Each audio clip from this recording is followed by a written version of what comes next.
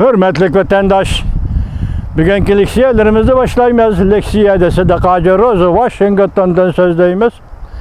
Bugünkü ıslahı 2020 yıl 10. ayının 20. günü. Haftaga Sayşembe. Vaziyet doğrusida gap qilsak, hürmetlik vatandaş, Cumhuriyet Partiyasi hozir yanala Tayvanga tahdid bilan shug'ullanyapti. Hatta uning sharqqa taqim orollarga uchadigan aeroplanlarni chekladi. Ikkinchi vaziyat to'g'risida gap qilsak, bugun sizlarga so'zlaydigan leksiyaga munosabatlik yaqindan beri mustamlika Uyg'uriston Xitoy tilida Xinjiang to'g'risida, shundaqla Tibetning sargardon hukumatining o'zgargan shaklidagi Tibet ma'muriyat markazining boshlig'i Lobsang Sangayni Amerika Qo'shma Shtatlarining davlat ishlar kotibi davlat mahkamasida qabul qildi hisobda. Hozir bugun sizlarga shu to'g'ridagi leksiya, masalan, mustamlika Uyg'uriston to'g'risidagi leksiya va Tibet to'g'risidagi leksiyani bugun sizlarga topshiramiz. Vaziyat ana shu. Mavzu bunda, hurmatli vatandosh. Partiya guruhlaridan alqilgan birlashma imzo qo'yilgan xatda Amerika Qo'shma Shtatlari Davlat Majlisining 2 nafari senatori, Vatikan papasining, Cumhuriyet Partiyasining Uyg'ur musulmonlarga ziyonkashlik qilganligini ayblishi kerakligi to'g'risida murojaat e'lon qildi. Mavzuda xabar 10. ayning 20. kuni Amerika ovozining Xitoy til programmasi e'lon qildi. Xabar bundoq boshlandi. Cumhuriyetchilar Partiyasi mansubi senator Ted Young, Virginia shtatidan senator Tim Kaine haftaning 1. kuni, 10. ayning 19. kuni Vatikanning papasiga birlashma imzoli xat yozib, Jongoda yuz bergan diniy e'tiqodga ziyonkashlik qilgan, kishilik huquqni dafsanda qilgan qilmishlarni bo'libmi Cumhuriyet Partiyasining Uyg'uristonda, ya'ni Xinjiangda Uyg'ur musulmonlarining ziyonkashlik qilganligini, Uyg'ur musulmonlariga ziyonkashlik qilganligini ayblash to'g'risida murojaat e'lon qildi. Senatorlar Vatikanning papasiga yozgan ochiq xatida mundaq ko'rsatdi. Ko'p yillardan beri Cumhuriyet Partiyasi mustamlika Uyg'uriston, ya'ni Xinjiangda Uyg'ur millatiga mustabidizmlik, terrorizmlik harakat qo'llandi. Anglab olay, Javlijan, bayonachi Javlijan terrorist kim ekan anglab oljimi? Sening deganing hisob emas bo'lsin. Mening deganim hisob emas bo'lsin. Amerika Davlat Majlisining 2 nafar senatori Xinjiangda ko'p yillardan beri Cumhuriyet Partiyasi terrorizmlik harakat qo'llandi. Angladingmi Javlijan?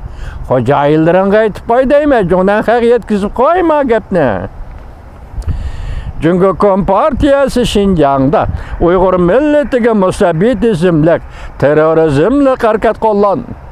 1 milliondan ortiq Uyg'ur millatining kishilik huquqi qayta tarbiyalash lagerida tasavvur qilg'isiz dafsanda qilishga uchradi. Ularning urug' tuqqanlari har qanday javobga va qo'llashga erisholmadi. Cumhuriyet Partiyasi son sanoqsiz ayollarni majburiy bola tushirishga majburladi.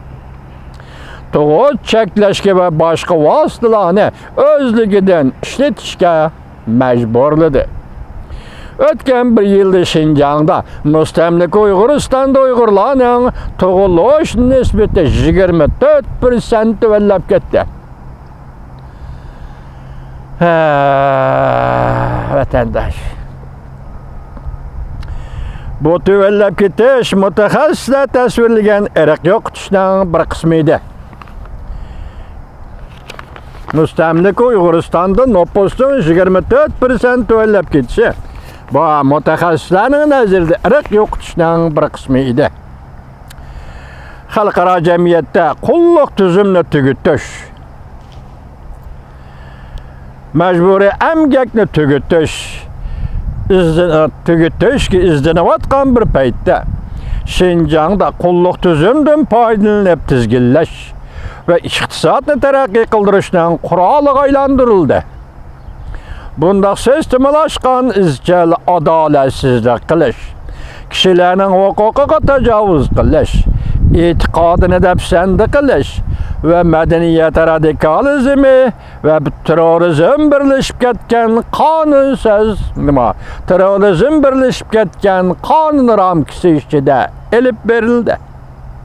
Yani Xitoy davlatga o'zining qonunni shubha keltirib yuqori qiladi. Mustabitizm, terrorizm, madaniyat yo'qotish, irq yo'qotish shunday atalmış qonun ramkisi ichida elib berildi. Qisqasi, Jungo Kompartiyasi dal hozir so'z ibora madaniyat va diniy e'tiqod qarashlarining o'ziga urush e'lon qildi. Vatikan navbati Jungo hukumati bilan suhbat o'tkazyapti. Vatikan Jungoda pop belgilash kelishimini 2 yil uzartmoqchi bo'lyapti. Amerika ma'muriy doiralari bu kelishimni tanqid qilib, balki Vatikan papasining Jungo Kompartiyasining diniy e'tiqodga ziyonkashlik qilayotganligini ayblashiga murojaat qildi. Jungo Kompartiyasining diniy e'tiqodga ziyonkashlik qilayotganligini Vatikanning ayblashiga murojaat qildi. Cümleden Jungo Kompartiyasining Uyg'ur musulmonlarini ezayotganligini ayblashiga murojaat qildi. Davlat ishlar katibi Mike Pompeo Vatikan papasining axloq shohidligining kuchini joriy qildirishga chaqiriq qilgandi. Xuddi Vatikan papasi dunyoning har qaysi joylarida chaqiriq qilgandek. Jungo Kompartiya hukumatining diniy e'tiqodga ziyonkashlik qilishi, jumladan Uyg'ur musulmonlarini ezayotganligini ayblashi kerak. Vatikan amaldorlari mundaq ko'rsatdi. Amerika Vatikan bilan Jungoning munosabatiga aralashmasligi kerak. O'tgan oyda Vatikan papasi davlat ishlar katibi Mike Pompeo ziyorat qilib yetib kelganda Vatikan papasi davlat ishlar katibi Mike Pompeo bilan ko'rishmadi. Tatyong ve Tim Kaine qatorliq senatorlar yoki 2 nafar senator Jungo hukumati bilan Rim papasining kelishimini uzartish uchun suhbat elib berayotganligini tilga elib o'tdi. Davomini anglaysiz, hurmatli vatandosh.